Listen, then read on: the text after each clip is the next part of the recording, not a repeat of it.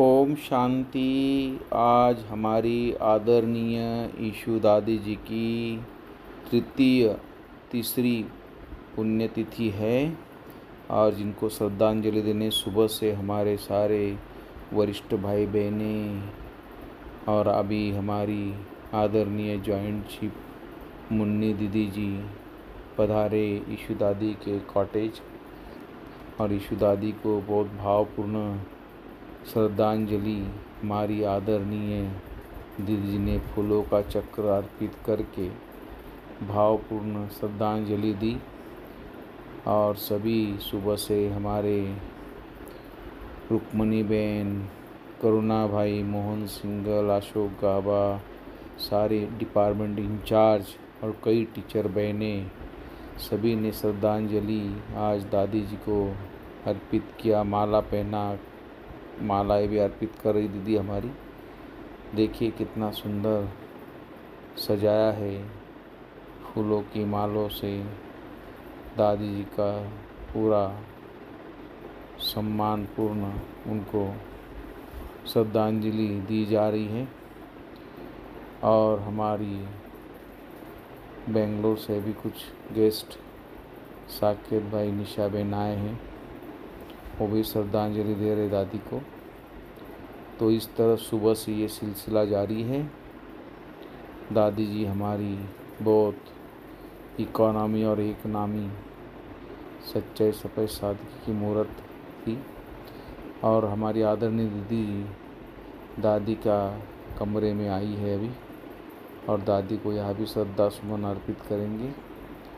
देखो ऐसे लगता है दादी जी बैठे यहाँ दादी का कमरा, यही दादी सोते थे और यहाँ बाजू में सबको मिलते थे या इसी सीट पे बैठ के सबकी पालना करते थे, सबको मिलते थे और बहुत प्यार देते थे दादी हमारी। उनके सर पे हाथ घुमाते थे, मेरा भाई आया, मेरा भाई आया, ऐसे करके पुकारते थे दादी जी। दादी के दिल में ब्राह्मण परिवार के लिए बहुत प्यार, सत्कार, आदर था। और दादी हमारी रुक्मणी दीदी से सुनते अनुभव। ईशु दादी जी के निमित्त हम सभी विश्व कल्याणी भवन में बैठे हैं और विशेष दादी के निमित्त एक बात मेरे को सदैव बुद्धि में याद रहती है। एक तो शुरू से ही इतने 50-60 साल पहले से ही दादी को देखती रही हूँ कि ईशु दादी फलानी चीज़ है। तो मैं देखती थी कि दादी की जो एक परखने की शक्ति भी बहुत थी भाई बहनों की। तो मेरे जीवन में तो एक बात मेरे को याद आती है कि 91 की बात है, परदादी कलकत्ते से आई थी और कोई ऑपरेशन हुआ था पथरी का। तो बॉम्बे से हम फिर मधुबन आए। तो आने के बाद क्या हुआ, हम अचानक आए तो बहुत कम ड्रेस लेके चले। तो उस समय सिर्फ मैं अकेली रहती थी परदादी के साथ। तो एक दिन क्या हुआ कि 4 साड़ियाँ थी, ड्रेस नहीं कर पा रही थी। तो मैंने सोचा बाहर में उस समय 25 पैसे में कपड़े प्रेस होते थे। तो मैंने सोचा कि बाहर में दे देती हूँ तो टाइम थोड़ा बच जाएगा। तो हम देखते थे ईशु दादी 3 बजे सोती थी, 3 की 3:15 भी कभी बजता था, पर 4, 4:30, 4:15 बजे ईशु दादी अपनी ऑफिस के सामने आके खड़ी हो जाती थी। देखती थी कौन आ रहा, कौन जा रहा। तो उस दिन मैं जो साड़ी लेकर के प्रेस की बाहर की तरफ जा रही थी तो दादी पूछने लगी कहाँ जा रही है। तो मैंने बोला कि साड़ी प्रेस करनी है। तो दादी कहती है नहीं, 25 पैसा भी क्यों देने का है, जाओ तुम टाइम निकाल करके प्रेस करो।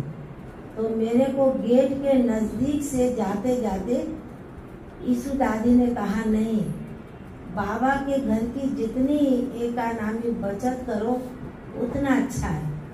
तो हम देखते थे कई बार कई बातों के लिए, कभी कोई पैसे की थैली रंगीन नहीं देते हैं दादियाँ, बड़ी दादी को देते थे तो वो भी खाली होती थी, तो भी हमें कभी अच्छा लिफाफा थैली होती थी तो वापस दादी ईशु दादी कर देती थी।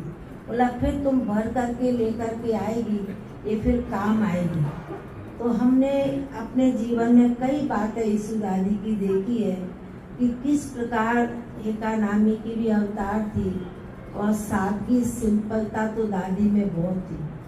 आज विशेष दादी के निमित्त हम सभी यहाँ बैठे हैं, एकत्रित हुए हैं और हम सभी की भी यही भावना है। आज विशेष दादी के निमित्त हम सभी दादी जी को सत नमन करते हैं। ओम शांति। मैं निवेदन करूँगा।